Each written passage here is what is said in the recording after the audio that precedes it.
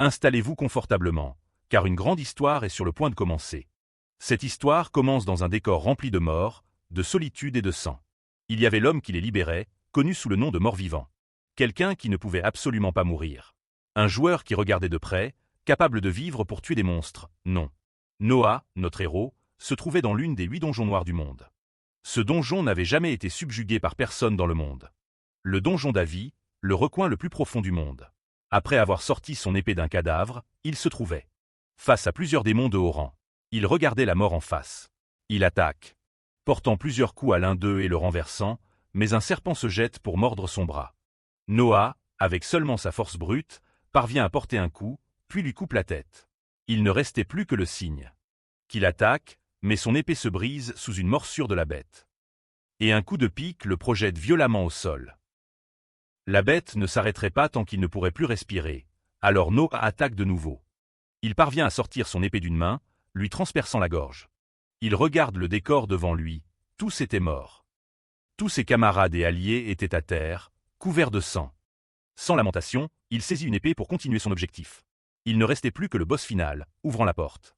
Une vague de peur envahit son corps dans cette vaste obscurité. Il affirme que le boss était là. C'était le maître des ténèbres, qui en une seconde porte 4 coups précis et l'un frappe Noah à l'estomac, lui causant une blessure grave. Projeté contre le mur, il rit et pense que cet endroit allait être sa tombe. Cette bête était trop forte. Il était impossible pour l'humanité de vaincre le maître des ténèbres à ce moment-là.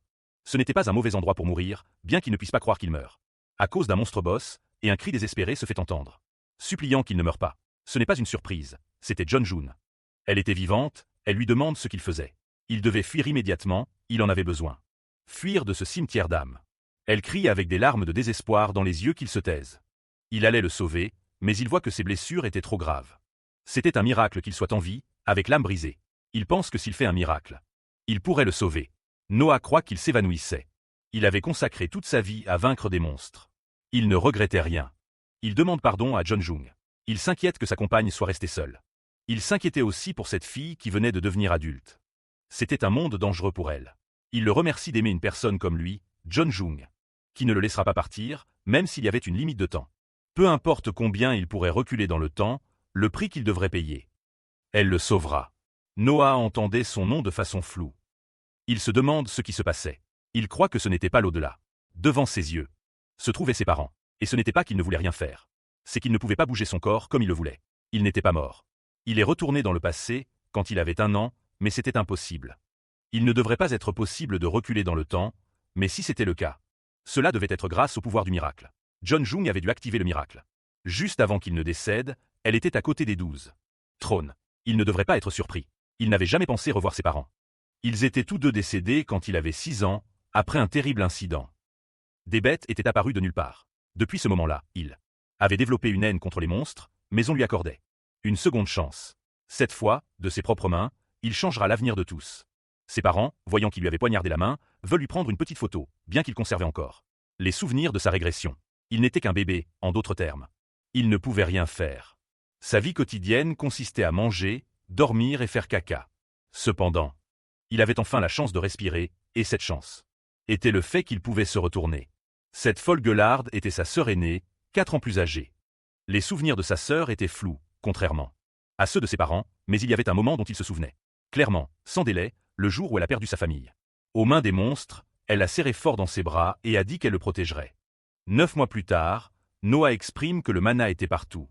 Même en petite quantité, il existait dans l'atmosphère. Avant sa régression, elle n'avait pas beaucoup de mana dans son corps. Donc elle a souffert. C'est pourquoi, tant que son corps peut le supporter, elle va rassembler du mana progressivement. Et pendant qu'elle faisait cela, elle a découvert que sa sœur possédait beaucoup de mana dans son corps. Cependant, si quelqu'un a trop de mana, il finit par souffrir de manapnose, à son tour. Cela peut être nuisible pour sa santé. Alors, avant que cela n'arrive, elle doit l'aider à contrôler son mana. 4 ans plus tard. Maintenant Noah pouvait marcher et parler correctement. Il y avait plus de choses qu'elle pouvait faire, et le temps qu'elle passait hors de la maison avait augmenté. Ce jour-là, sa sœur l'avait emmenée au parc. Elle n'était pas seulement populaire parmi les enfants, mais elle était populaire auprès de tous ceux qui vivaient dans son quartier. Comparé à elle, il était. Et une fille demande pourquoi il était venu. Ce n'était pas nécessaire. Il répond qu'on l'avait juste traîné. Minji, elle se fâche parce qu'on l'appelait ainsi. On lui avait dit de ne pas l'appeler comme ça. Et ce jour-là, ils ont joué aux policiers et aux voleurs, mais il avait 30 ans. Il ne pouvait pas jouer à ça. Mais en voyant le sourire de sa sœur, il pense que ce n'était pas si mal. Puis il rentrait chez eux et un chien violet s'assoit à l'endroit. C'était un chien sauvage. Sa sœur se place devant lui, prononçant qu'elle allait le protéger, et le souvenir de cet incident refait surface. Il lui prend la main. Il pense qu'à ce moment-là il n'a pas pu faire quoi que ce soit. Les bras de sa sœur tremblaient seulement. Mais les choses étaient différentes à ce moment-là. Dans cette vie, il les protégera tous, se tenant au milieu et libérant son mana. Ordonnant au chien de partir. En sentant ce pouvoir énorme, le chien s'enfuit. Noah lui dit de ne pas s'inquiéter. Maintenant c'était lui pour l'aider. Sa sœur pense que c'était génial. Ce qu'il venait de faire était du mana. Elle lui demande désespérément de lui apprendre. Il finit par accepter. Il avait toujours voulu protéger son sourire avant sa régression. L'incident et sa famille ont été massacrés quand il avait 6 ans. Il devait empêcher que cela se produise. Il ne lui restait que 2 ans. Pour changer son avenir, il ferait tout ce qui était nécessaire. Maintenant, la sœur essaie de faire tourner une toupie. Non, elle la corrige. Elle devait conserver sa magie. Elle devait avoir la même quantité de force que de mana. Elle pense être née avec la bénédiction du mana, mais elle n'avait pas le talent pour le contrôler. Elle affirme qu'elle verra, qu'elle allait le maîtriser. Et la toupie s'envole. Il lui restait encore beaucoup de chemin à parcourir. Il regardait la télévision et disait qu'il n'allait pas avoir 6 ans dans 12 mois. Il devait aller à la garderie. Il l'avait promis à sa mère. Il pensait seulement que vivre avec des enfants lui donnait mal à la tête. Ceux à la télévision disaient qu'il ne restait que quelques minutes avant la fin de l'année. Comme tous leurs téléspectateurs le savaient, c'était le moment où l'humanité allait laisser sa marque. Il était au sanctuaire. Ango. C'était l'endroit où étaient enterrés les ancêtres de tous les rois et reines de la dynastie Joseon. Un nouveau chapitre de la Corée avait commencé. Ici, on nous explique qu'après que l'humanité ait compris comment utiliser le mana, les gens l'ont utilisé tout le temps. Et ainsi, ils ont découvert que lorsque le mana se rassemble, des monstres naissent à l'intérieur. Et en 1999, avant que le 21e siècle commence, cet incident a eu lieu. La fin d'un siècle. À cause de cet incident, la Corée a perdu 30% de sa population. L'humanité a eu peur jusqu'aux os. Les gens ont dû vivre avec la menace des monstres qui étaient apparus de nulle part. Le gouvernement et les lois existantes ont perdu leur pouvoir. Dans un monde ainsi, le seul pouvoir capable de vaincre les monstres était le mana. Une nouvelle hiérarchie a été créée dans le monde, la véritable autorité de la Corée. Les riches et les joueurs possédant un mana puissant ont chassé les autorités actuelles et sont devenus les nouvelles forces du monde. Mais beaucoup de dégâts avaient déjà été causés. Lorsque la situation s'est stabilisée, les citoyens ont perdu leur lien entre eux. Et les zones isolées n'eurent d'autre choix que d'attendre qu'on les détruise, mais dans une Corée pleine de désespoir. Une petite flamme s'est allumée. La déesse Lim Jaeol, qui fut une actrice célèbre, est devenue la première génération de dieux protégeant la Corée. Elle possédait la capacité d'empêcher le mana de se déchaîner. Tous les joueurs protégeant l'autel sont devenus les 2 épées qui défendraient la Corée, connues sous le nom des 12 trônes. Les joueurs sont contrôlés par les bureaux de gestion du mana, mais la plupart des joueurs puissants créaient des clans et y travaillaient. Ling Jaeol, grâce à diverses compétences, fut choisie comme l'une des meilleures joueuses des 12 trônes. Les joueurs utilisaient l'autorité du bureau de gestion de Bana et le pouvoir de leur clan pour prendre le contrôle de l'industrie coréenne. Le cocon se déploie devant eux, une barrière hémisphérique qui empêche le mana de se libérer. Ils teintent maintenant d'argent le ciel de Séoul. Ses parents demandent que leur vie puisse être en paix. Ils demandent à Noah de prier, mais ils demandent « Prier ?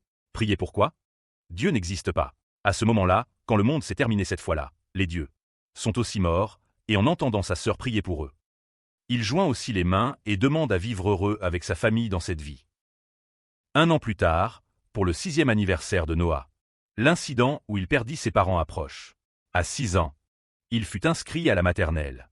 Le professeur Tayo présente aux camarades le nouvel élève. Il s'appelait Noah, et la fille aux cheveux violets affirme que il ne pouvait pas être dans la même classe qu'elle.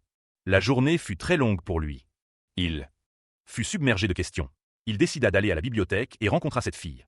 Des enfants derrière elle lui demandent pourquoi elle était toujours seule à lire ses livres ennuyeux. Elle n'avait même pas d'amis, c'est pourquoi elle était toujours seule. Il lui arrache son ruban, car elle avait aussi mauvais goût pour s'habiller. Les 3 se passent le ruban, en se moquant d'elle. Elle demande avec des larmes dans les yeux qu'on lui rende son ruban. Sa mère le lui avait offert, et Noah dit que c'était très enfantin de sa part, attirant l'attention des enfants. Il se tient devant eux en signe de supériorité, Choi. Il va lui donner un coup pour son intrusion, il ne l'esquive pas et lui fait un croche-pied. En attrapant le ruban, il lui demande de ne pas le lui enlever la prochaine fois. Il ne voulait vraiment pas entendre un enfant crier, alors il les regarde. Pour qu'il parte, la fille le remercie d'avoir récupéré son ruban. Il se souvient que Minji et le garçon, avant, enfant, avaient tous deux plus de mana que la moyenne. La suivante qu'il devait voir était elle. Étonnamment, elle avait une quantité unique de mana. Elle pouvait même facilement avoir plus de mana que sa sœur. Dans le futur, elle pourrait être parmi les 12 trônes, mais il n'avait jamais entendu son nom dans son passé. Il lui demande de devenir ami, s'il te plaît. Le mana équivalait au pouvoir. Ce serait bon pour lui de s'entourer de personnes ayant du potentiel. Chez Noah, la mère le remercie pour le œillet qu'il a offert. Elle lui dit aussi que si celui qui restait était pour sa sœur, mais ce œillet était pour sa grand-mère. Avant la régression, chaque fois que la fête des pères approchait, il pliait des œillets à l'école. Il était obligé de plier, même si ses parents étaient décédés. Les œillets, tous, froissés parce qu'ils avaient été mis dans le sac à dos, furent découverts par Sobla en rangeant. Alors elle les accrochait au mur, mais quand il faisait des œillets, elle ne les lui donnait jamais directement. Elle sentait qu'au moment où elle remettrait les œillets, elle accepterait le décès de sa famille. Et sa haine envers les monstres s'éteindrait. Elle ne lui montra aucune gratitude. Jusqu'à la fin de ses jours, alors dans cette vie. Elle veut vraiment s'assurer de montrer son affection à sa grand-mère pour tout ce qu'elle a fait. Le 4 mai, le gouvernement décida d'ouvrir les routes restreintes pour que les familles puissent se réunir ce mois-là. En préparation de la apparition de monstres, des joueurs furent engagés sur les routes ouvertes. Mais parce qu'un kraken apparut sans avertissement ce jour-là, beaucoup de personnes moururent. Ce jour-là, ils étaient allés voir leur grand-mère, leur famille. Croisa aussi le kraken des mourus. Et justement le père dit que demain, leurs vacances commenceraient, alors ils iront voir leur grand-mère, le protagoniste. Un sentiment d'angoisse l'envahit, ils pensent qu'ils ne peuvent pas y aller. Ils devaient les arrêter, coûte que coûte. Ils allaient voir la personne qui, après avoir perdu toute sa famille, la personne qu'il avait pris en charge quand ses émotions étaient épuisées et qu'il vivait comme un perdant. Elle l'a soigné jusqu'à sa mort. Il n'avait pas pu lui rendre visite parce que les frontières étaient fermées, mais elle s'était déjà ouverte. Nouvelle question, s'il pouvait aller voir Sobla un autre jour. Sa mère insiste, elle lui a même fait un œillet pour elle. Lui aussi voulait voir sa grand-mère, mais ce jour-là il ne pourrait pas y aller. Un autre jour. Et faire autre chose. Il pense que peu importe ce qu'il disait, il n'était maintenant qu'un enfant de 6 ans. Personne ne le croirait. Il devait agir comme un enfant pour que ses parents ne se doutent de rien. C'était presque la fête des enfants. Il voulait aller au parc d'attractions et faire le bateau Viking. Sa sœur voulait aussi y aller. Le père pense qu'il n'y était jamais allé. Donc il pourrait aller voir la grand-mère un autre jour. Tout le monde accepte. C'était une très bonne idée. Il pense qu'il ne pouvait pas empêcher le kraken d'apparaître, mais il pouvait empêcher sa famille d'aller vers lui. Cela changerait leur avenir, mais un appel retentit. C'était sa grand-mère, qui avait eu un malaise. Cela changeait tout. Ils ne pouvaient pas laisser leur grand-mère seule, ils devaient aller la voir. Le protagoniste pense que sa grand-mère n'avait jamais souffert de ce genre de choses auparavant. Il croit que, même s'il veut changer le passé, il ne pourra pas le faire. Sa mère lui explique que sa grand-mère ne se sentait pas très bien. Donc il devrait reporter leur voyage à un autre jour. Il essaie de changer autre chose, il pourrait soupçonner une crise de colère. Il ne pouvait pas empêcher sa famille de rencontrer le kraken. Il se demande quelle était sa véritable raison de revenir. S'il ne pouvait rien changer, cela n'avait pas d'importance. Il est différent de son passé. Il avait régulièrement stocké du mana. Avait de l'expérience au combat. S'il ne pouvait pas empêcher sa famille de courir vers le kraken, il devrait se battre lui-même. Contre le kraken, le bureau d'administration de Bana a classé tous les monstres dans les catégories suivantes. Selon le niveau de menace qu'il présentait, rang 9 monstres qui polluent l'environnement ou causent une épidémie. Rang 8 monstres supposés représenter une menace physique pour la vie quotidienne. Rang 7 monstres qui commettent des délits de niveau moyen comme des vols et des assassinats. Rang 6 monstres qui causent une paralysie administrative à la ville, individuellement ou en formant des groupes. Rang 5. Monstres qui causent des paralysies administratives au sein de la ville. Rang 4 monstres qui dirigent des meutes de monstres ou menacent la prospérité des humains. Rang 3 monstres qui causent une paralysie au niveau gouvernemental et provoquent des dégâts équivalents à une catastrophe. Rang 2. Monstres qui causent des paralysies gouvernementales et provoquent des dégâts équivalents à des catastrophes. Rang 1 monstre qui menace l'existence de l'humanité. Souviens-toi que les krakens sont des monstres de rang niveau 3. Il croyait qu'à sa situation actuelle, il était évident qu'il ne pouvait pas vaincre le kraken. Il n'avait qu'un seul objectif. Il devait arrêter le kraken jusqu'à l'apparition des 12 trônes. Il devait gagner autant de temps que possible. Les seules armes qu'un enfant pouvait posséder étaient des ciseaux et un cutter. Il voulait prendre le couteau de cuisine, mais sa mère s'en apercevrait. Mais même ces armes fragiles pouvaient être imprégnées de mana. Elle pouvait blesser les monstres jusqu'à un certain point. Euna lui demande s'il est prêt, et il est effectivement prêt à affronter son avenir. Puis, sur la route, la maman lui demande s'il ne veut pas dormir. Il réfléchissait avant sa régression. Le kraken est apparu alors qu'ils étaient sur le point de traverser le pont.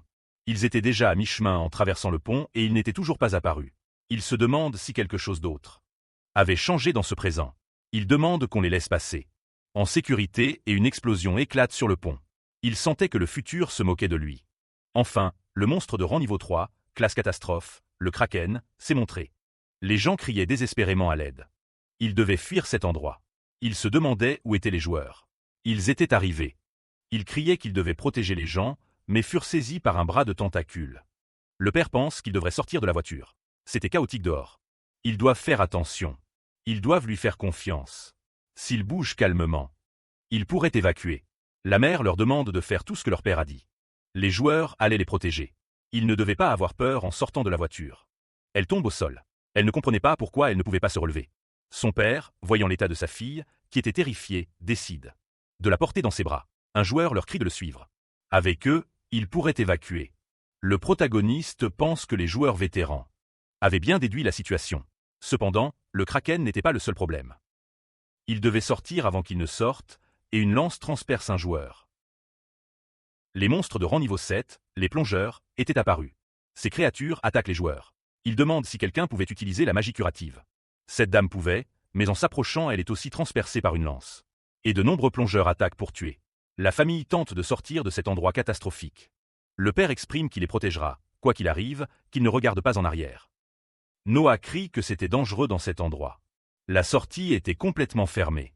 Les joueurs demandent quand les renforts arriveront, mais ils arriveraient dans quelques minutes. Noah pense que les renforts sont arrivés 30 minutes après l'apparition du kraken. Les joueurs pouvaient ralentir les plongeurs, mais s'ils ne retenaient pas le kraken, tous mourraient.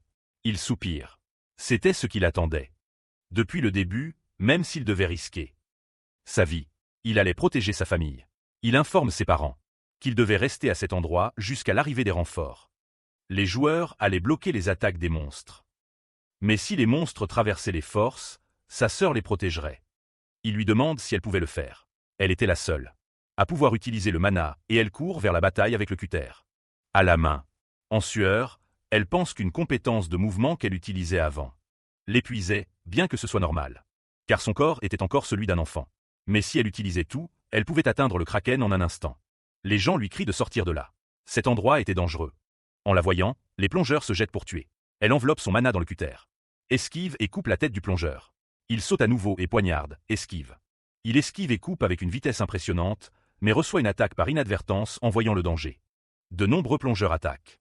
Il enveloppe à nouveau le cutter de mana et se souvient de son passé. Il recréait ses anciens mouvements. Ses sens lui revenaient grâce à ce décor à ce moment-là. Il redevenait son ancien être, un mort-vivant. À cause de tout cela, son arme se brise, mais peu importe. Il lui restait encore les ciseaux. Sautant devant le kraken, il était face à face. Face au responsable de la mort de sa famille dans le passé, le kraken attaque en lançant une avalanche de voitures vers lui. Il parvient à esquiver de justesse l'attaque et saute. Pour contre-attaquer, une de ses ciseaux ne pouvait plus être utilisée. Mais il lui en restait encore une. Il maudit, il était presque à court de mana et le kraken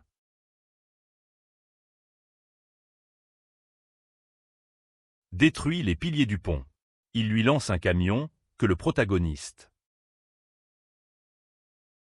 crie qu'il ne pouvait pas le vaincre avec sa seule, libérant son mana et brisant le camion en deux. Mais à cause de cette attaque, il se retrouve sans mana, tombant au sol.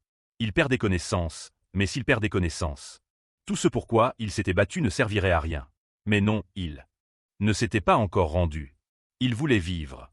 Coûte que coûte, mais la dernière attaque s'était rapprochée et un miracle se produisit. Sa sœur le serrant dans ses bras, criant de ne pas embêter son frère, libérant une énorme quantité de mana. Effectivement, c'était un miracle. Le pouvoir du miracle était un don capable de reconstruire le monde, changeant ses lois. Avant, Noah connaissait 4 personnes possédant ce pouvoir. L'une d'elles était son amie, à qui il pouvait confier son dos. Il avait vu le potentiel de sa sœur auparavant, pensant que cela pouvait arriver un jour. Mais pas à un tel degré. Ses blessures se guérissaient. Et non seulement cela, elle créait une barrière qui les protégeait du kraken. Mais un tel pouvoir avait aussi un coût. Il lui demande si elle allait bien, si une partie de son corps lui faisait mal, mais elle allait bien. Elle se sentait juste un peu fatiguée. En disant cela, elle s'évanouit. Il lui dit de se reposer. C'était à son tour de la défendre. Le kraken attaque, mais il exprime qu'il ne touchera jamais sa sœur. Pour l'instant, il ne peut pas abattre le kraken. Mais l'avenir de sa famille a changé, il n'y avait pas lieu d'avoir peur.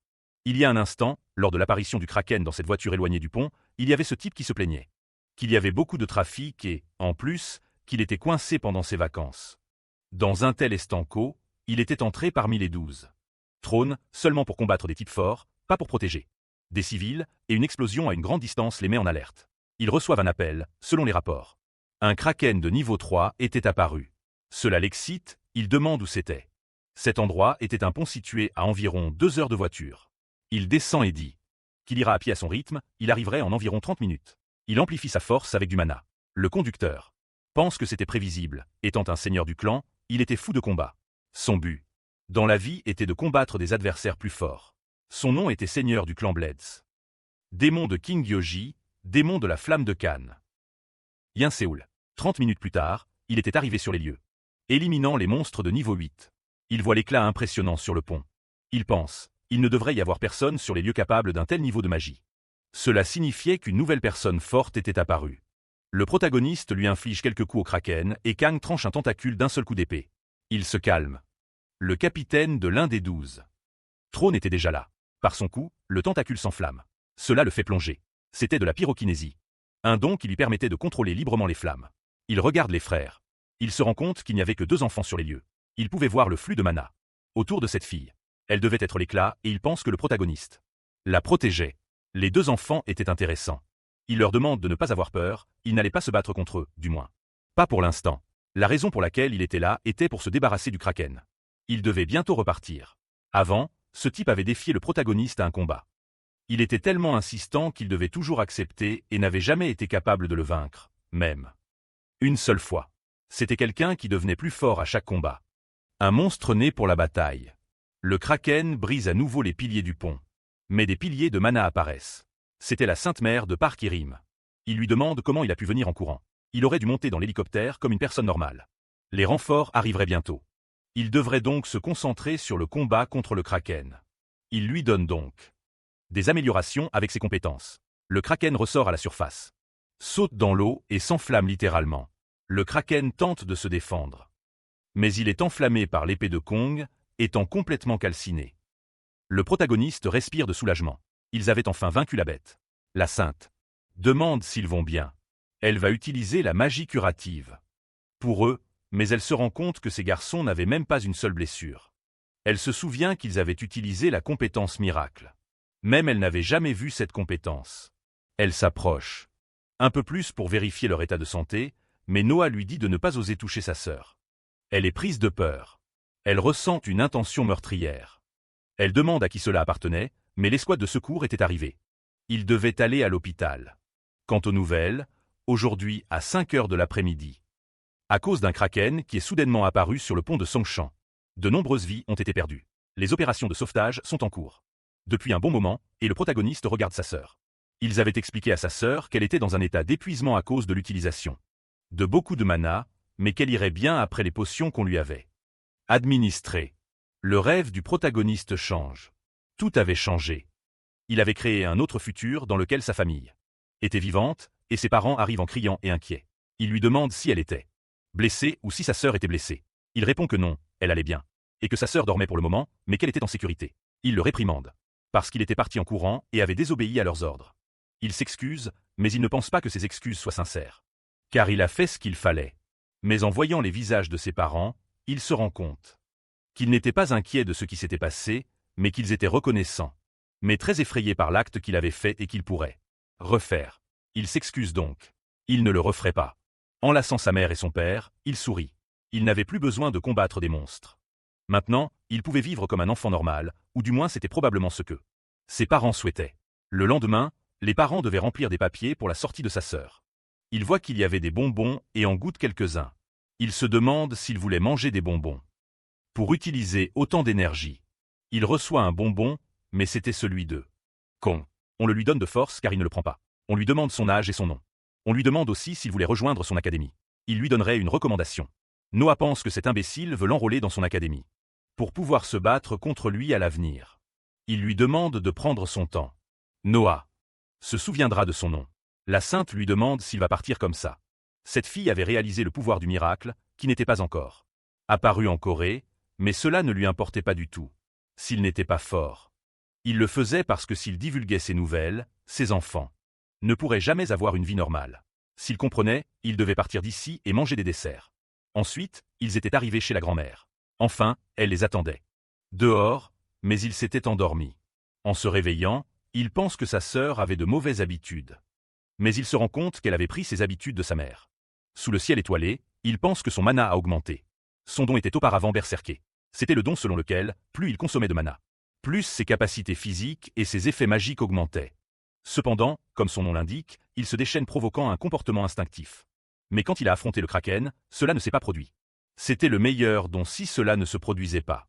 Ou bien ne connaissait-il pas la véritable nature de son don? La grand-mère arrive et lui demande ce qu'il faisait. Éveillé. Il pense que c'était à cause de tout ce sommeil dans la voiture. Elle pense qu'il avait besoin de dormir pour grandir. Grand et fort, le couvrant. Noah pense que ça a toujours été ainsi.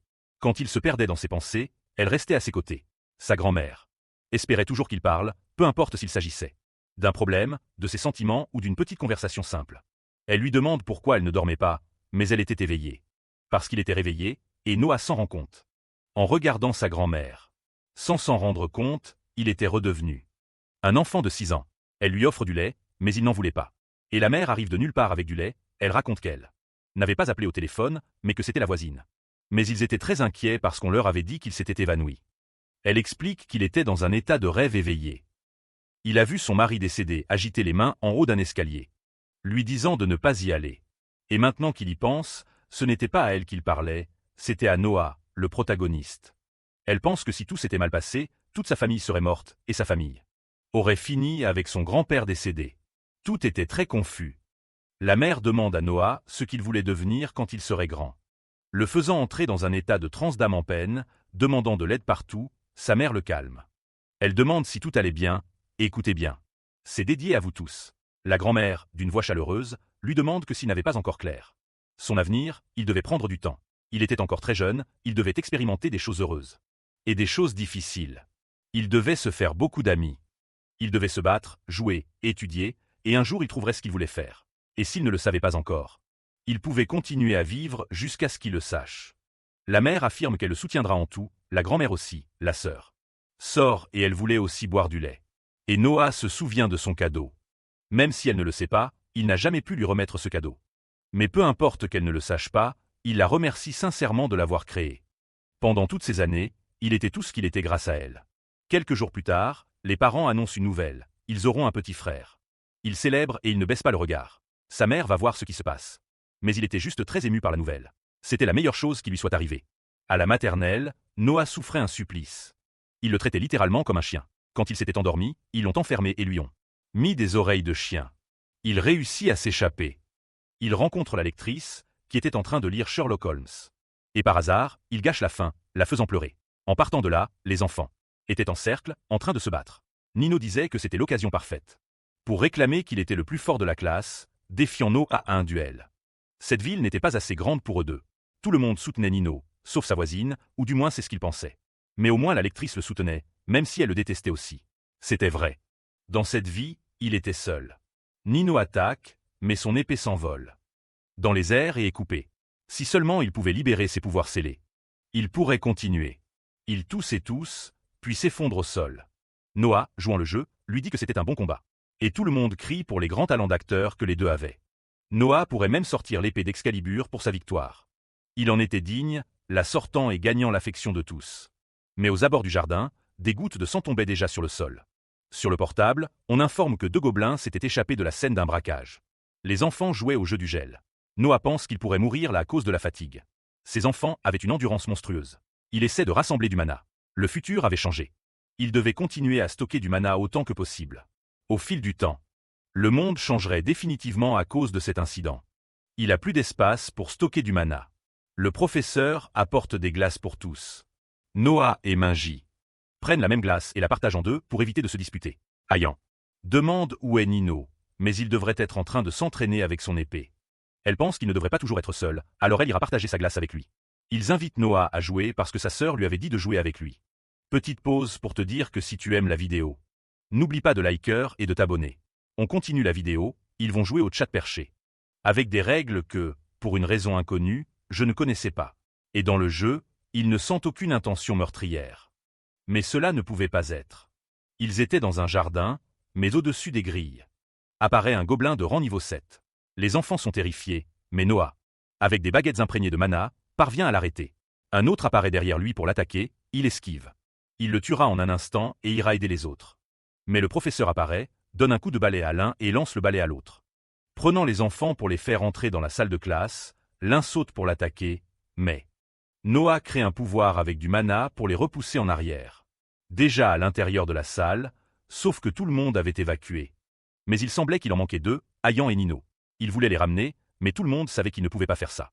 Sur la scène, Nino était attrapé par le gobelin, mais Ayan lui donne une charge de mana. Il devait sortir de cet endroit.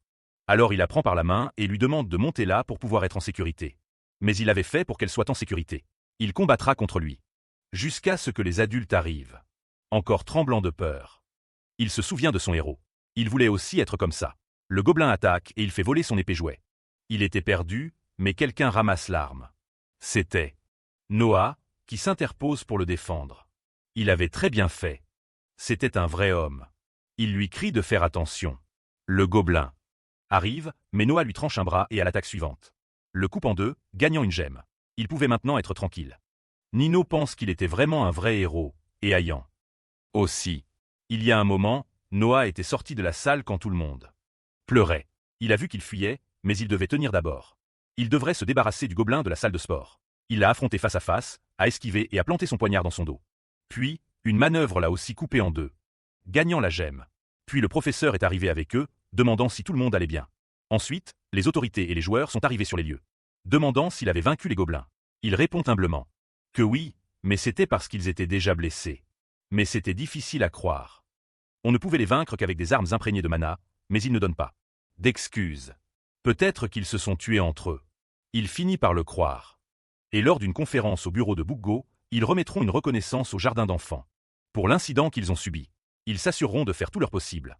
Pour leur bien-être à partir de maintenant. Et le protagoniste de ce jour-là fut Noah, à qui on a remis un diplôme de reconnaissance, mais il se souvient du défi que ses parents lui donneront. Quelques jours plus tard, c'était le festival de la maternelle. Il racontait une histoire d'il y a très longtemps. Il y avait une princesse appelée Blanche-Neige, dont le visage était blanc et joli. En théorie, il racontait toute l'histoire de Blanche-Neige et aucun ne réussissait bien sa réplique. Tout ce qui se produisait à ce moment-là n'était que des rires. Le professeur lui demande qu'il était le seul à pouvoir sauver la pièce. Il devait donner le meilleur de lui-même. Il entre en scène et des commentaires absurdes se font entendre. C'était cet enfant. Cet enfant qui avait pu tuer un monstre. Il était dangereux pour tous. Un enfant tuant un monstre, lui aussi devait le faire. Il se souvient des commentaires de son passé. Tout le monde l'appelait monstre, mais un commentaire brise tout ce qu'il pensait. Sa sœur et toute sa famille soulignaient tout le bien qu'il était, et en voyant cette scène si belle, il rougit en soupirant, dit comment quelqu'un d'aussi beau pouvait exister dans ce monde. Lui donnant un baiser sur le front, ce qui le fait se réveiller. Tout le monde applaudit pour une si belle scène, et les amis jettent Noah en l'air pour sa grande performance. Il pense qu'il va tomber, mais son père arrive pour le féliciter. Et sa mère lui demande s'il savait déjà ce qu'il voulait être dans le futur. 1 an s'était écoulé depuis ce moment-là, il n'en était toujours pas sûr. Mais il voulait être heureux. Il ne voulait que personne ne gâche sa joie, alors peut-être pourrait-il être un guerrier, et la mère pense que si c'est ce qu'il voulait, elle le soutiendrait. Ensuite, Noah a déjà 8 ans, il entrait à l'école primaire. Et ses 3 amis étaient dans la classe. Tous se présentent en classe. Kim, Minji, qui ne cessait de parler. Noah se présente aussi, et Ayan était très nerveuse lors de sa présentation, avec un nœud dans la gorge et les yeux embués, mais avant cela, son groupe d'amis était allé manger chez lui. Concernant son père, Noah pense qu'il connaissait son père. Tous mangent et boivent très agréablement, et Noah, en buvant cette boisson, son mana se régénère immédiatement. C'était une potion. C'était vraiment grandiose et elle se souvient de son nom de famille et elle lui demande frénétiquement qu'ils soient amis. Son père, dans le futur, sera une personne qui révolutionnera le marché des potions. Il deviendra le roi du marché ultime, qui possédait l'une des 3 principales entreprises de Corée du Sud. Mais elle avait entendu dire qu'il n'avait pas d'enfant et elle se souvient qu'il l'avait sauvé. Peut-être pour cette raison qu'il avait maintenant une fille, et elle dit à Ayan que si quelqu'un la dérangeait, elle n'avait qu'à le lui dire. Il allait la protéger. En se rappelant cela, elle se remplit de confiance et se présente d'une manière très joyeuse.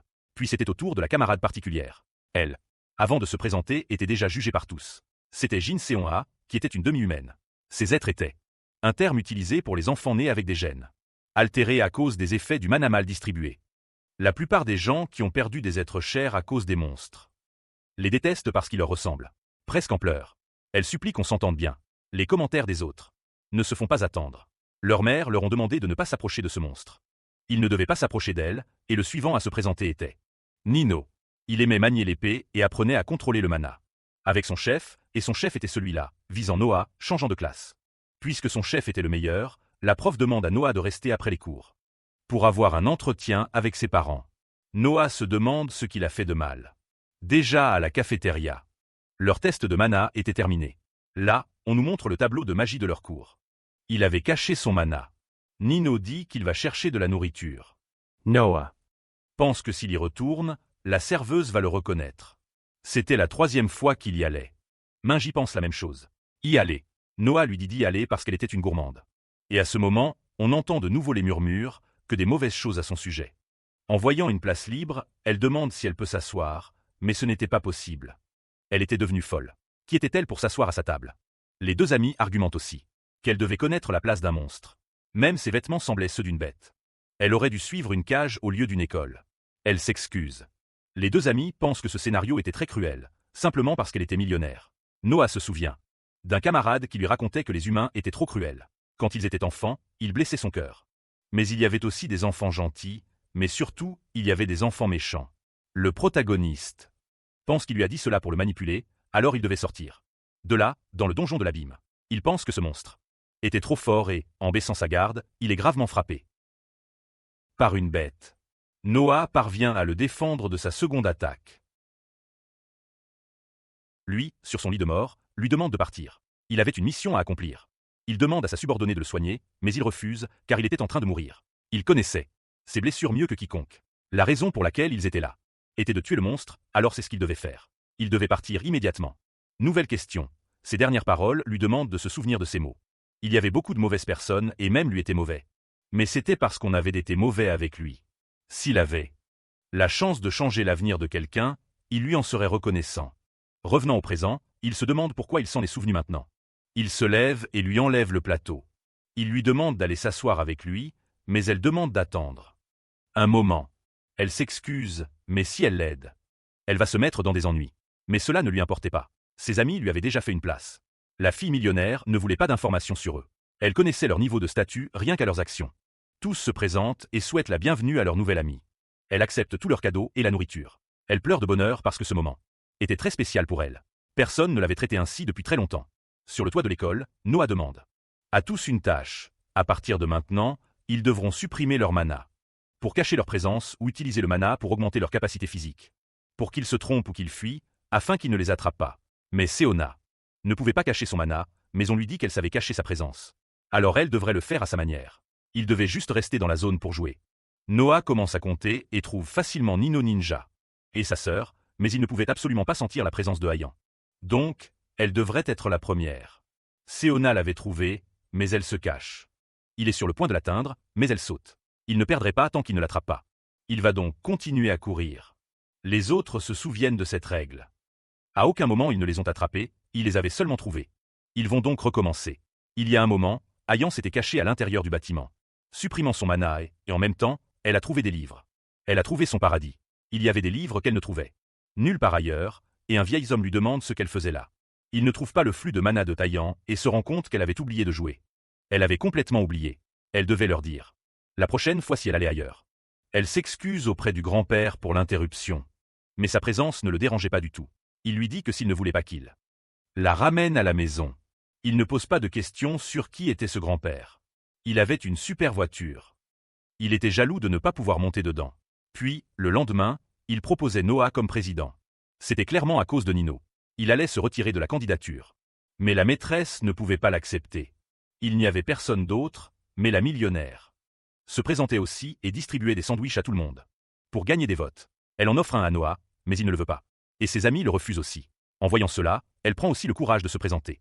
Quelques jours plus tard, ils ont fait une excursion de printemps. Tous les enfants étaient très excités, alors ils demandent à la présidente de les aider, ainsi qu'au secrétaire. Puis, pendant la promenade, ils ont fait une pause pour manger. Tous partagent leur nourriture et une personne dans la forêt se demande, inquiète, pourquoi il y avait des monstres à cet endroit. Et en tombant, il y avait des dizaines de loups monstres de rang 6 qui déchiraient les gens. L'alpha donne l'ordre de descendre tous vers le sud. Ils jouaient à trouver le trésor que la professeure avait caché, se demande-t-il. Pourquoi étaient-ils venus dans un endroit aussi éloigné, en plus dans ces montagnes? Ils étaient proches des bêtes, et un cri se fait entendre. Ils se demandent ce que c'était. Noah demande le silence. C'était un Telund, un limier. Noah s'en souvient dans son passé. Ce jour-là, c'était l'incident des fleurs de la montagne de Buchan. Apparemment, il était protégé par un cocon. Cependant, ce jour-là, pour une raison quelconque, les monstres qui habitaient le district de Teyom ont poussé au-delà du cocon et se sont dirigés vers le sud. Ce fut un accident tragique qui a fait des centaines de victimes. Le loup se jette en attaquant Minji, qui tombe, mais Noah le repousse d'un coup de pied dans ses côtes et le poignarde à plusieurs reprises avec une fourchette imprégnée de mana. Il lui demande s'il était le Noah qu'il connaissait. Il allait bien, mais il est surpris.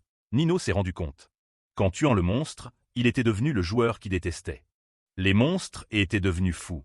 Il a montré un côté qu'il ne devait jamais voir. Il pense qu'il devrait fuir, mais les limiers se déplacent toujours en meute. Il y en avait trop qui bougeaient dans la montagne.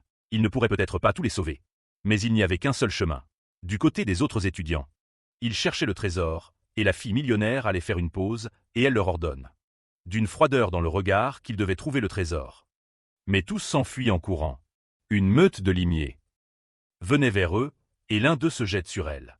En une seconde, appelant à l'aide, on tire sur le limier. C'était Noah qui lui demande de partir. S'il ne voulait pas mourir, il allait s'occuper d'eux. Mais elle ne voulait pas le laisser partir. Il devait la protéger. Noah, d'un regard froid, dit qu'elle devait arrêter de le gêner et partir sous la montagne. Avant la réunion avec ses amis, il leur avait dit qu'il irait chercher les autres. Ils devaient se concentrer sur leur survie, pas jouer les héros.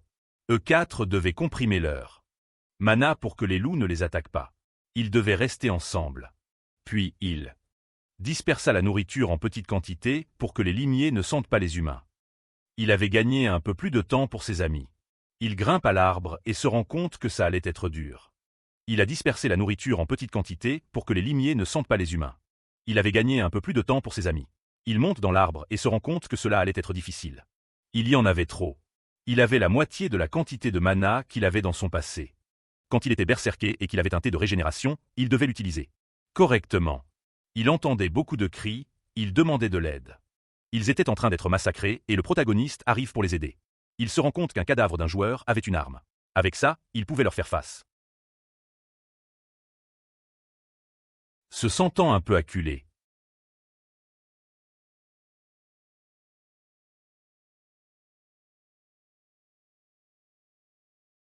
il saute et crée de petites aiguilles, revenant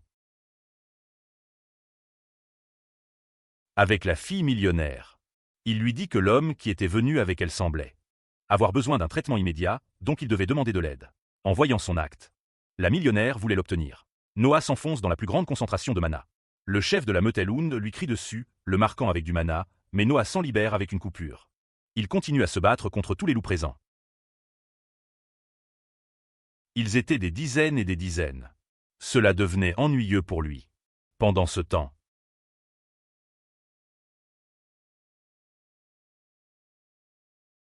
les amis continuaient à descendre la montagne guidés par Ayan. Elle était fatiguée, mais devait le faire. Noah leur avait demandé à elle deux de les guider. Elle indique qu'à gauche il y avait quelque chose de mauvais. Donc elle devait aller à droite. Elle entend aussi des choses mauvaises à gauche. En courant, on entendait des bruits d'aide. Nino demande pourquoi il n'y avait pas de joueurs proches, mais Minji lui demande de continuer à courir. Mais quelque chose se trouvait devant eux. C'était un limier de glace, qui avait aussi la capacité d'appeler les autres. Nino se souvient des paroles de Noah.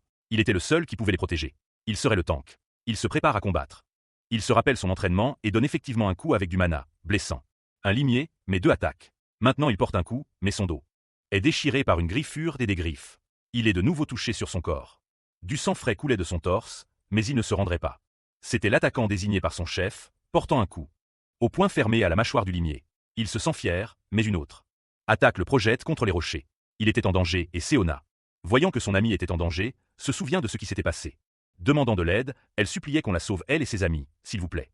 Dégageant un étrange pouvoir jaune, une barrière les entoure et des tourbillons apparaissent à l'extérieur de la barrière. Elle leur demande de bien vouloir fermer un peu les yeux. C'était un vent divin. Shine Seyin, l'un des 12 trônes. Elle les protégera. Du côté du protagoniste, il prend la seule potion qu'il avait exprime.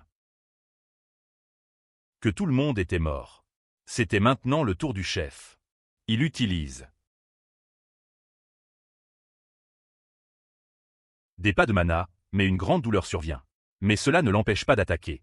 Il intercepte l'attaque, tente de tirer, mais les balles ne peuvent pas traverser la chair du limier. Il se défend, ne esquive pas et saute, parvient à toucher le dos avec ses balles, mais il est à court de munitions. Il doit passer au combat au corps à corps.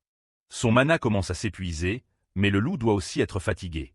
Le loup hurle et c'était un humain arrogant, créant un mana maléfique. Il se rend compte que c'était venimeux. Il devait s'en débarrasser, mais en brisant le mana maléfique, le loup attendait, lançant son attaque de feu. Il tente de se défendre, mais son mana est très usé. Il est gravement blessé. Par le passé, on le laissait toujours seul à combattre pour une raison. La véritable signification d'être un berserker est que son don s'active. En situations extrêmes, il attaque sans hésitation, lui coupant la patte à l'instant même. Il tente de porter sa seconde attaque. Le limier, sentant la peur, se couvre de son aura, mais ne l'exprime pas. Appelait-il cela se cacher? Il le lui avait dit. Dès le début, mais probablement. Il ne s'en souvenait pas. Il était déjà mort. C'était enfin terminé. Il avait tranché la tête de la bête, s'évanouissant d'épuisement. De l'autre côté, ses amis restaient dans la barrière et leur sauveuse créait des tourbillons et, poings serrés, écrasait tous les limiers dans son périmètre. Elle pense qu'elle aurait dû être plus prudente pour ne pas traumatiser les enfants. Elle leur dit qu'ils ne devaient pas avoir peur. Mais à sa surprise, ils étaient très heureux. On voit qu'ils étaient épuisés par la bataille. Elle va les analyser de plus près. Et Ayan lui demande si elle voulait devenir une joueuse. Et il reconnaît toutes les compétences de chacun. Tous avaient quelque chose de spécial. Il lui demande d'aller sauver les autres, mais elle avait des personnes dans ce domaine, comme celui qui arrivait là, clan le bulldozer de l'océan bleu. Ils ne pouvaient pas partir car leur chef n'était pas encore revenu. Le protagoniste, inconscient, se souvient de quelqu'un lui demandant quand il allait prendre soin de lui-même. Il le soignait toujours pour ce genre de choses. Il se réveille à l'hôpital, il n'avait aucune blessure et ce vent divin huyen se manifeste. Il rougit car c'était l'un des 12 trônes. Il était en face de lui. Elle l'avait amené de l'hôpital. Dès qu'elle l'a trouvé, elle demande des nouvelles de ses amis. 6 heures s'étaient écoulées. Mais tous étaient en sécurité. Elle était inquiète. Elle a donc aussi appelé leur famille. Elle allait lui poser une série de questions. Et il devait y répondre sincèrement. Elle demande d'abord pourquoi il était là et qui avait tué ces monstres. Lui, avec un sourire, répond seulement qu'il ne se souvient pas et que quelqu'un l'a sauvé juste au moment où il fuyait. Et après cela, il s'est évanoui. Elle s'approche et pense que c'était un mensonge. Est-ce qu'il les avait tués? Qu'en pensait-il? Elle enquêtait là-dessus. Il avait reçu un prix l'année dernière. De toute façon, ses empreintes apparaissaient déjà sur le satellite. Noah pense que s'il donne une autre excuse, ce serait trop gênant. Cette femme savait déjà qu'il les avait tués, alors elle lui propose un marché. Mais elle n'avait rien à gagner. Pourquoi ferait-elle un marché avec lui? Mais elle lui donnera des informations importantes. Elle ne peut rien lui dire tant qu'il n'a pas accepté son marché. Elle demande ce qu'il voulait en échange, mais il ne voulait rien. Il voulait juste continuer à vivre une vie normale. Elle se dirige vers sa voiture, se rappelant ce que Noah lui avait dit. Elle lui avait demandé d'enquêter sur les héritiers du groupe familial d'Anguin. Elle devait enquêter sur les femmes et leurs relations avec le groupe affilié à l'Océan Bleu. Elle se fâche. Elle n'aimait pas les blagues. Elle se croyait capable d'assumer ses paroles. Il rétorque que s'il n'y avait rien, il rejoindrait son clan sans prétexte. Et il demande au chauffeur d'enquêter sur les héritiers du groupe d'Anguin. S'ils avaient une quelconque relation avec son mari, le plan de Noah était de dire à tous les médias qu'elle avait vaincu tous les ennemis qui étaient sortis sur la montagne. Elle gagnerait en prestige. Et lui resterait un enfant normal. Ensuite, les déclarations sont publiées dans tous les médias. Elle raconte tout ce qui s'était passé, et c'est pour cela qu'un des grands de Corée, en termes d'argent, s'est suicidé à cause de ce qui s'était passé. Quelques mois plus tard, elle assistait à l'anniversaire de Seona. Tout le monde s'est beaucoup amusé. On raconte que la famille de la petite millionnaire en voulait à Ayan à cause de son père. Il était un concurrent direct de leur entreprise. C'est pourquoi sa famille était détestée par eux. Noah pense que même s'il s'agit du groupe de producteurs pharmaceutiques ou autres, s'ils embêtaient sa famille, elle les réduirait en morceaux. Quelques jours plus tard, ils avaient un championnat entre étudiants. Nino leur montrera tout son entraînement et s'assurera que son équipe gagne. Et il sentait une chaleur. C'était à cause de sa classe. La professeure lui avait dit qu'elle achèterait une pizza si sa classe gagnait. Nino était prêt à gagner la course. Oh! Donne le départ et Nino part comme une balle. Il est fier. Il était premier, mais en se forçant trop avec le mana, il tombe par terre. Noah pense que c'était évident, il s'est trop donné. La sœur arrive. En se vantant d'avoir gagné la course de 100 mètres. Cela signifiait qu'elle était la première parmi les 5 classes. Elle était fière d'être sa sœur. Minji se rend compte que Noah n'était pas un enfant de maman. Ni un enfant de sa sœur. Après un dîner partagé entre tous, Noah passe. Près de la petite millionnaire. Elle crie à son père. C'était la personne à qui elle avait parlé avant. Il clarifie. Donc il était la personne qui intimidait sa fille. Il demande à quoi se consacrait son père. Ce vieil homme était le PDG d'une grande entreprise coréenne. Noah exprime que sa fille s'était plainte auprès de lui. Elle était très mal élevée et son père parlait beaucoup parce qu'il était propriétaire d'une petite entreprise pharmaceutique. Il va le frapper parce que c'est un foutu. Insolent, mais en s'approchant il sent une présence imposante. Il ne comprend pas comment il possédait cela à un si jeune âge. C'était pareil que son président. Noah lui retire la main en exprimant qu'il le détestait peut-être. La peur fait qu'un enfant se met en colère et va frapper, mais le père de Noah lui donne un coup de poing au visage. Tout le monde est surpris, même Noah lui demande s'il allait bien. Il lui avait déjà dit de ne pas se mêler de ce genre de choses. Le vieil homme crie qu'il faut attraper. Ce type, un simple vagabond. Il ne pouvait pas le toucher, il devait l'attraper immédiatement. Noah s'inquiète, il s'était mêlé de ça pour régler ça tout seul. Mais maintenant son père était dans une situation compliquée. S'il arrivait quelque chose à son père, ils allaient tous les tuer. Il lui demande de se calmer, son père s'occupera de tout. Le vieil homme crie à nouveau, il ne savait pas qui il était. Le père répond. Il savait très bien qui j'étais, un Rouhan, président de Pharmaceutical Store, mais il ne savait pas qui il était. Il se remet les cheveux en place et met ses lunettes. Pour qu'ils le reconnaissent. Il était le chef de la section, pas de Sirius. Il se demande. Pourquoi le chef de cette compagnie était présent. Noah est aussi surpris, il ne savait pas que son père était le chef de la compagnie de Sirius. Il explique que le groupe Sirius, la deuxième meilleure corporation de Corée du Sud, était une entreprise qui produisait principalement des automobiles et des dispositifs pour joueurs. Il lui demande pourquoi il était là, il le corrige. Qu'il ne pouvait pas lui parler familièrement. Il s'excuse, il se demandait pourquoi le chef de cette compagnie était là, mais il était seulement là pour son fils. Noah explique que la compagnie du vieil homme était petite comparée à celle de son père. Il baisse la tête et s'excuse auprès de Noah. Sa fille allait aussi s'excuser, provoquant la plus grande humiliation pour sa fille. Tout le monde commence à commenter ce qui s'était passé. Il s'excuse et s'enfuit en courant. Noah pense qu'on va le gronder pour ce qui s'est passé. Mais son père lui demande que si quelque chose comme ça se reproduisait, il ne tente pas de régler ça tout seul. Il devait lui en parler. Il était encore un enfant, il était normal qu'il ait un peu plus confiance en ses parents. À ce moment-là, il sentit la détermination de ne jamais se permettre de perdre cette chaleur que son père lui donnait. D'un autre côté, dans les ruines. Ces types s'échangeaient de l'argent, tramant quelque chose de mauvais. Le lendemain, dans le centre commercial d'Aoun, se trouvaient Noah, sa sœur et 2 employés qui sont extrêmement chers à la famille de Noah. Et Noah est intrigué.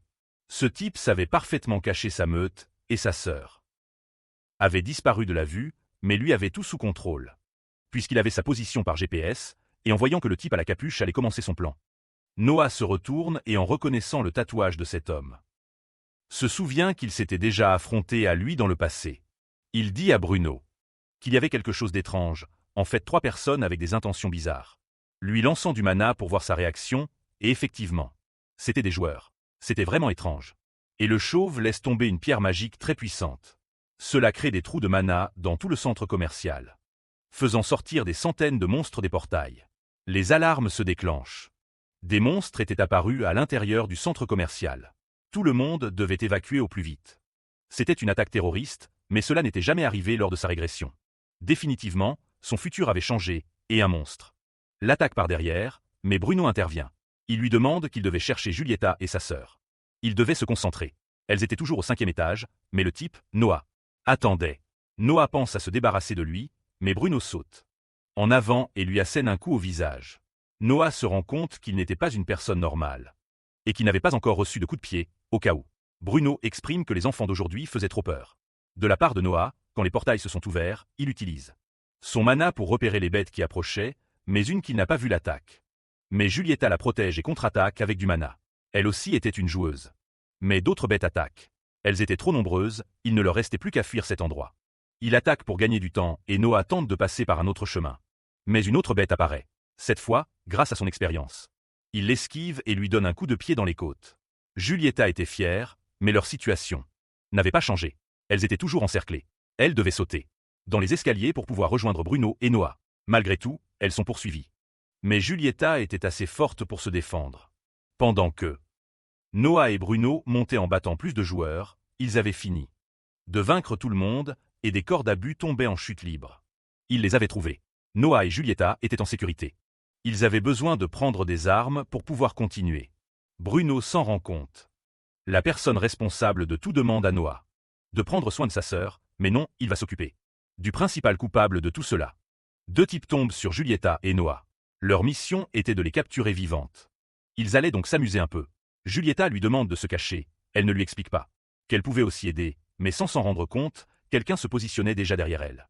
Giulietta essaie de la défendre, mais une balle l'en empêche. Elle pense qu'il vaudrait mieux jouer avec lui. Et l'autre type lui demande de venir avec eux. Il devait d'avoir confiance, il n'était pas si mauvais. Il parvient à la saisir, mais Noah libère son mana. Mais lui aussi avait son champ de mana et, couteau en main, il essaie de le briser. C'était difficile, il abandonne avec le couteau.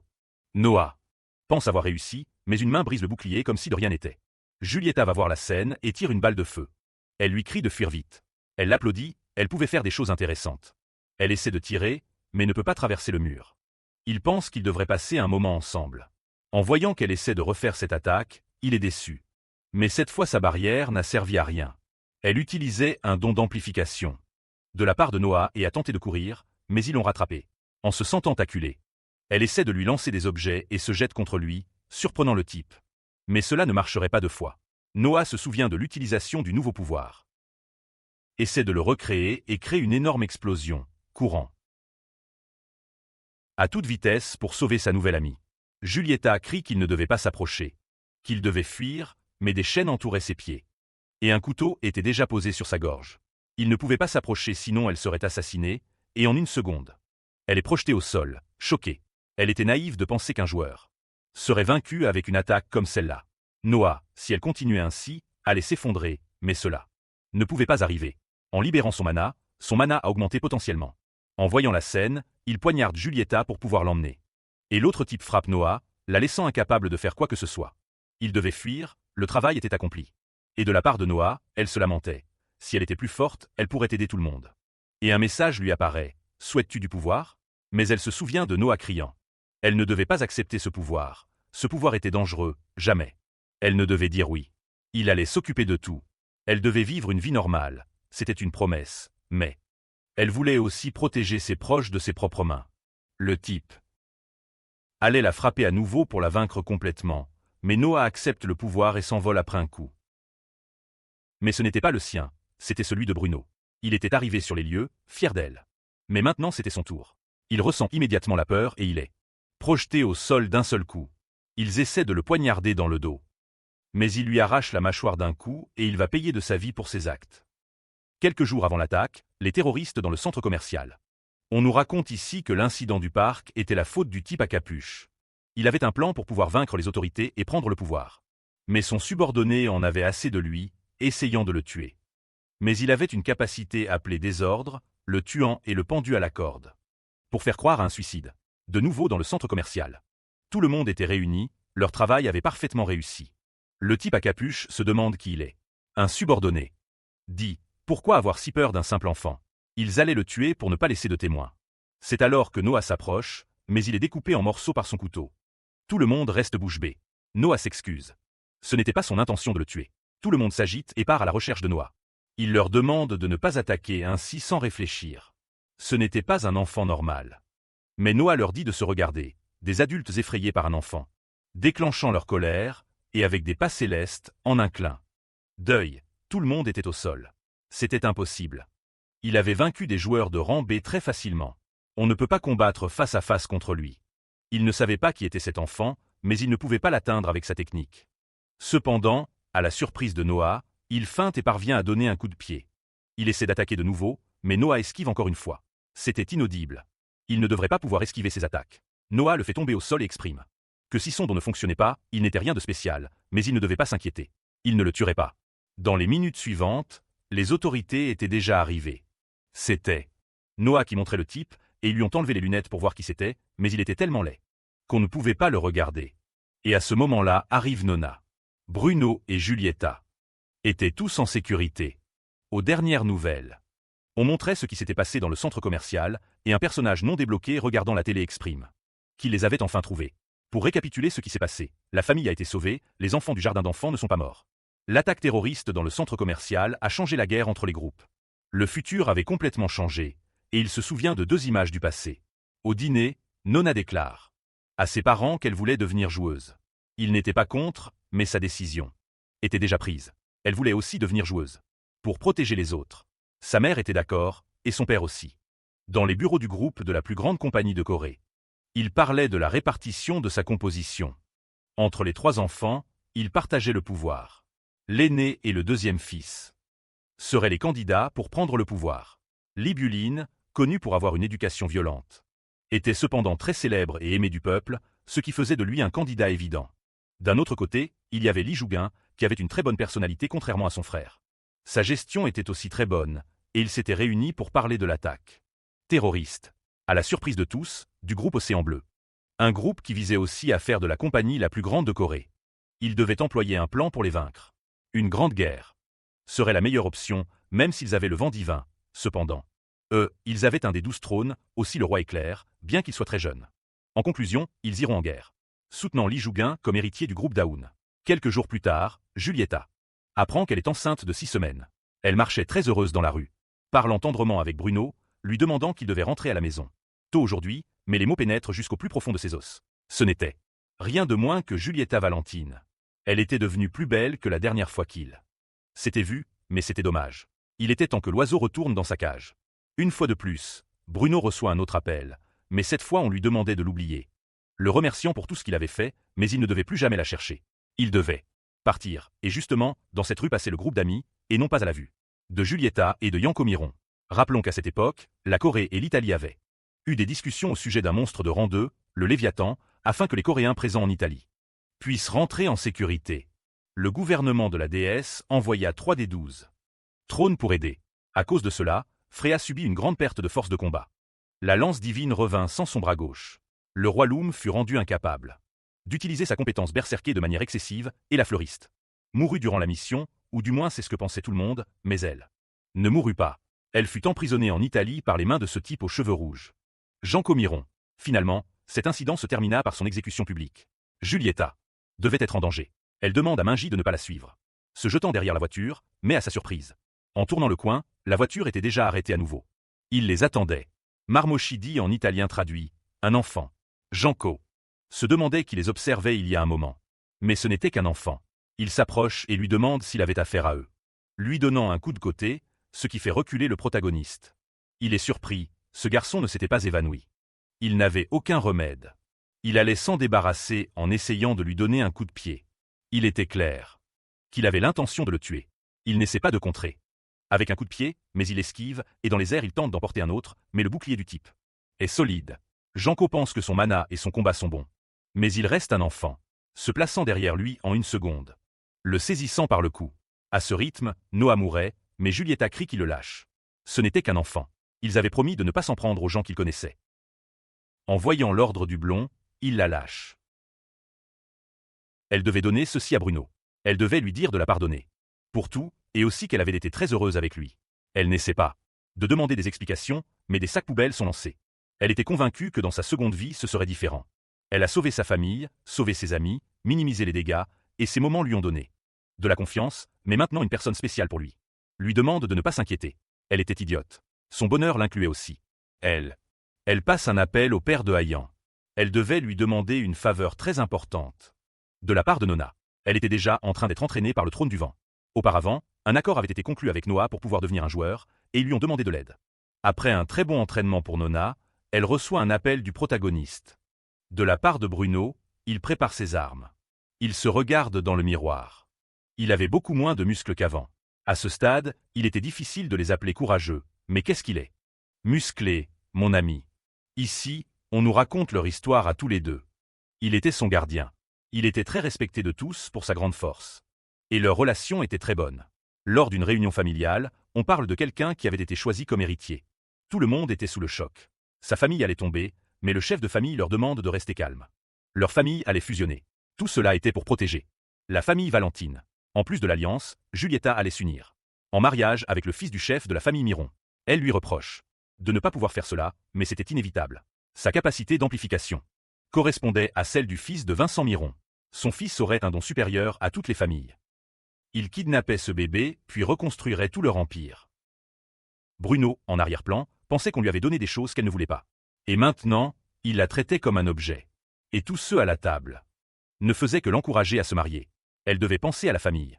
Elle devait remplir son devoir. Le chef lui demande de s'acquitter de son obligation. Sa famille avait besoin d'elle. Elle regardait son père, mais il baissait seulement les yeux. Et voyant que tout le monde était d'accord, elle baissa simplement la tête. Dans sa chambre, Bruno lui demande de lui dire ce qu'elle pensait, s'il vous plaît. Elle, le regard baissé et les larmes aux yeux, exprime, elle ne voulait en aucun cas ce mariage. Elle ne voulait pas avoir un enfant traité comme un objet. Elle l'a vécu personnellement. Et Bruno, en entendant cela, paraphrase. Même si tout le monde devenait son ennemi, il la protégerait. Il lui demande si elle s'enfuirait avec lui. Revenant au présent, elle devait l'attendre. Il la sauverait sans doute en ouvrant la porte. Noah attendait dehors. Il allait l'aider dans la voiture. Il pense que Noah était plus fort que les joueurs normaux. Mais son adversaire était différent. Il ne voulait pas le mettre dans une situation dangereuse. Il allait le dire, mais Noah savait déjà. Il ne le convaincrait pas de ne pas y aller. Il pouvait la localiser grâce au GPS. Noah portait des potions, des armes et l'alliance de mariage qui, à sa surprise, était un amplificateur de mana. Dans son passé, en l'année 26 du calendrier de la déesse, l'Alliance du sud de l'Europe avait réussi à assaillir la Visale. Tout le monde disait que cet exploit était impossible, mais ils ont loué ceux qui ont attaqué ce donjon noir et les joueurs ont ensuite lu avec émotion le journal de l'incursion. Cependant, la vérité qui était enregistrée dans les livres était répugnante. La plupart des joueurs d'Italie qui formaient le noyau de l'incursion portaient le nom de famille Méron. La femme utilisée comme outil de reproduction pour le fort ADN des Méron était Giulietta. Il pense que Bruno, dans sa régression, n'a pas pu la sauver, mais ils étaient déjà là. Et des gardes s'approchent immédiatement pour voir ce qui se passait. Ils ne pouvaient pas laisser la voiture là, c'était une zone interdite, mais avant qu'ils terminent leurs paroles. Ils furent vaincus. Ensuite Giulietta exaspère Janko, mais le blond, qui était son frère, l'arrête et lui demande aussi s'il pouvait lui acheter des desserts. Alors il demande à son subordonné et celui-ci lui dit de ne pas oublier qui n'est pas Albert Valentine mais Albert Méron, puis il s'en va. Il lui dit de s'asseoir. Il ne pouvait pas sortir de là, mais elle voulait juste aller aux toilettes. Et aux toilettes elle se souvient de Bruno. De la part de Janko. Il est aussi aux toilettes, mais il sent une intention meurtrière. C'était No qui s'approchait avec son épée. Qui lui a donné cet ordre? Contre le mur, le protagoniste lui demande de remonter son pantalon, il lui donnerait du temps. Il y a 2 heures, le trône du vent avait augmenté son mana, ses muscles, sa force et sa récupération grâce à un sort magique. C'était son opportunité. Il n'avait pas d'arme et c'était un espace fermé. Il ne pouvait pas la perdre. Janko attaque avec son poing imprégné de mana, ne esquive pas et attaque, mais cette fois il réussit à briser le bouclier de mana de Janko. Il reste stupéfait, ses 3 couches de bouclier ont été traversées, le projetant de nouveau contre le mur. Il maudit, c'était un endroit fermé, il ne pouvait pas se battre confortablement. Il devait sortir de là. Il s'échappe et fait semblant de tirer, mais c'était une manœuvre pour quitter l'endroit. Noah a été imprudent, il a laissé partir de son meilleur terrain. On lui tire dessus, mais il esquive facilement. Il n'avait pas de temps, il devait le vaincre. Son mana s'épuisait, alors il prend une potion. Janko pense qu'il n'y avait pas de temps pour monter. Il devait trouver une arme ici et maintenant.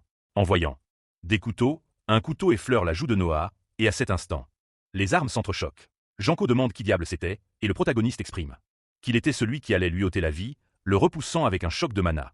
Il tente d'attaquer, mais le mur ne se détruit pas. Il semble qu'il ait utilisé toute sa force, lui arrachant l'épée, et essayant de le poignarder, mais la compétence âme rancunière se manifeste. Cette compétence dévore le mana et utilise aussi des pas célestes pour s'approcher et attaquer à nouveau. Encore une fois, ses attaques avaient affaibli Albert. Il dit à Giulietta qu'il devait le faire pour la famille, et lui allait prendre l'air frais pour se distraire. Et les yeux fermés, il exprime que beaucoup de temps s'était écoulé. Bruno demande avec un regard assassin d'où il venait. Giulietta explique à Bruno que ce qu'il avait fait pour éloigner Giulietta de sa famille était une condamnation à mort. Mais il lui donnera une chance, s'il redevient son subordonné dans sa famille. Il lui pardonnera, mais un coup passe près de son visage. Il n'avait aucun intérêt. Les deux étaient prêts à tuer. D'un côté, nous avons Albert Miron, un type de joueur chasseur, et de l'autre, Bruno Valentine. Type de joueur gardien, il y avait une nette différence concernant Noah. Ses compétences s'étaient affaiblies. Mais il lui restait encore des potions. Il l'attaque et lui demande si c'était tout son pouvoir. Il a commencé à se remettre avec toutes les potions. Il était déçu. En l'attaquant avec des chiens de mana, Noah essaie de les couper, mais cela ne sert à rien, alors il crée une danse démoniaque de rupture, surprenant. Janko. Les deux dégainent leurs armes mutuellement, mais c'est lui qui est blessé. C'était le territoire de Janko. Il attaque avec des dizaines d'éclairs. Noah ressent de la peur face à ces attaques et tente d'esquiver, il repousse. Et ses yeux prennent un état schizophrénique, mais maintenant. Il était prêt à le tuer. Ses pieds étaient immobilisés par les chiens. Il y avait une attaque au-dessus de lui. C'était trop pour l'esquiver. Alors il pivote avec son poids, se libérant et attaquant de front. Mais il retombe encore dans des pièges. C'étaient des bombes. Il est trop blessé. Il ne pouvait pas l'affronter dans cet état. Il essaie de se régénérer. Mais la potion est arrêtée par Janko. Il tente de s'échapper, mais est frappé. Et les explosions ne tardent pas. Janko croit que c'était sa fin. Il lui a donné du fil à retordre, mais il restait un enfant. Mais il voit l'ombre du héros. Il s'était remis grâce à une potion. Il est surpris, non seulement il s'était remis. Il était devenu beaucoup plus fort. Ce n'était pas seulement grâce au don. Mais il avait aussi utilisé l'anneau d'amplification. Il était devenu très fort, mais Janko avait encore quelque chose en sa faveur. Il avait le pistolet et l'épée. Noah n'avait que le pistolet. Il avait commis une erreur. Il était beaucoup plus rapide et agile avec les balles. Mais Noah n'allait pas tirer. Il est projeté en avant. Il est allé chercher son arme et, en une seconde, le bras de Janko est arraché. Par Bruno. Il déchaînait tout son pouvoir, mais le blond est déçu. Il avait envie de l'affronter, mais il n'était plus aussi habile qu'avant. Lui donnant 2 impacts de balles, bien que Bruno se soit défendu avec sa barrière. Il essaie de le frapper, mais il lui répond. Il y avait 2 raisons pour lesquelles il allait perdre. Premièrement, ses schémas d'attaque étaient typiques. Selon les faits, son mana était déjà épuisé et il ne pouvait que se défendre, il ne pouvait pas attaquer, c'était échec et mat. La barrière de Bruno commence à se briser peu à peu. Julieta lui crie d'arrêter, ce n'était pas le marché. Il ne pouvait pas faire de mal à ses proches, et se pointant la tête, lui demande de tirer. Maintenant, il parle à Bruno. Ce qu'il faisait était imprudent. Non seulement il y avait OPA, mais aussi Janko et Méron. Il ne pourrait pas les vaincre, il devait partir. Il faisait juste le ridicule, mais elle l'interrompt. Il lui avait toujours promis de la protéger même si le monde était contre elle. Il n'avait besoin que d'elle. Attaquant avec son mana de feu, il lui demande s'il pouvait défendre sa raison de vivre et Julieta, les larmes d'émotion aux yeux, lui demande de la sauver. Utilisant une amplification sur lui. En contrepartie, Noah écrase le bras de Janko pour qu'il ne puisse pas se soigner. Puis, en le maudissant, il active sa capacité de fusible, déclenchant une explosion. C'était une magie explosive de grande portée. Il tente d'échapper à un rayon où il ne pourrait pas l'atteindre, mais la magie le poursuit en suivant le mana. Il parvient à esquiver de justesse. C'était le moment de contre-attaquer, il était prêt à gagner, mais son corps subit les conséquences. Il avait poussé son corps à la limite. C'était l'opportunité de Janko. En l'enfermant dans un piège, Noah brise la cage d'une attaque, cependant il est frappé. Maintenant ils étaient à égalité. L'un souffre pour son corps et l'autre a perdu un bras et ne peut utiliser ses précieuses balles. Mais Noah souffre aussi de ne pas pouvoir bouger la main. Il essaie de tirer, mais un lien de pouvoir est à sa jambe, et sans s'en rendre compte. Il est atteint d'un coup dans le ventre. Il est frappé encore et encore. C'était sa fin. Anne-Cory avait enfin gagné. Cependant, dans un moment d'inattention, il est mordu par Noah. C'était une technique pathétique. Pourquoi a-t-il fait ça? Mais son corps s'effondre complètement, il vomit du sang. Et ne peut pas contrôler son mana. Il demande ce que diable Noah a fait. Il avait utilisé un poison d'araignée. De rang 5. Lui aussi avait consommé ce poison, mais il ne pensait pas mourir avec. Il avait aussi l'antidote. Le plan de Noah avait fonctionné. Lui visant la tête pour faire échouer la personne qui survit. Il détermine la valeur de la mort et décide qu'il doit mourir. Pour tout ce qu'il avait fait et tout ce qu'il ferait à l'avenir, Miron. En voyant le résultat du combat, il quitte la scène terrifié. Bruno continue de se battre avec OPA et un arrêt se fait entendre. Miron tenait Julieta sous sa lame. Le jeu était terminé. Tous deux devaient lever les mains. Ink était mort. Il emmènerait Julieta. Il devait partir avant que les autres joueurs coréens n'arrivent, mais OPA lui tire une balle entre les 2 yeux. Il se réjouit, il était enfin mort. Il cherchait une occasion de le tuer depuis longtemps.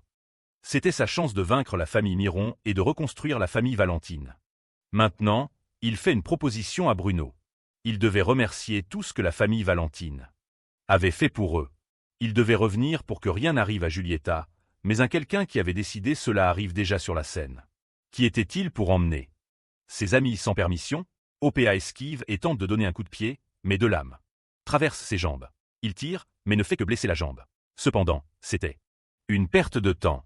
Il devait s'occuper de Bruno, mais une lumière scintillait à cet endroit. Il décidait de le laisser partir ou non. Il a obtenu assez de temps. Pour sa vengeance, Giulietta donne toute l'amplification possible à Bruno et lui demande de revenir vivant. OPA pense qu'il ne pouvait pas mourir à cet endroit. Il a subi toutes sortes d'humiliations pour pouvoir mettre la famille Miron.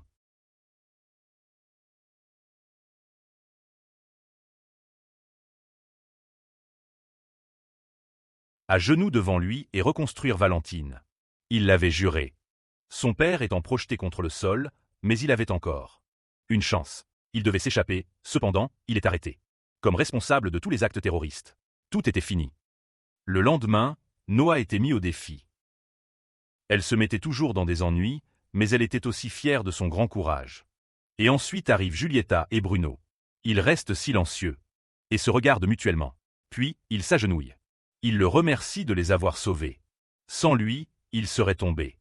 Dans le désespoir, Bruno exprime qu'il ne pourra jamais lui rendre ce qu'il a fait. Dans le désespoir, Bruno exprime qu'il ne sera jamais capable de lui rendre ce qu'il a fait. Giulietta dit, sous la tranquillité de la nuit, sous la lumière de la lune et des étoiles, elle fait un serment sacré dans son langage humble. Bruno exprime jurer et protéger l'honneur de son frère, confiant tout son être à la personne qu'il a choisie, créant un serment pour son sauveur. Bon, les gens, c'était la vidéo d'aujourd'hui. J'espère que cela vous a plu. Si c'est le cas, s'il vous plaît, mettez un like, abonnez-vous, laissez un joli commentaire. N'oubliez pas que je publie des vidéos toutes les 2 semaines, et maintenant je publierai tous les 10 jours. Avec des vidéos de plus d'1 heure et demie. Voilà, donc merci beaucoup, beaucoup. On vous aime.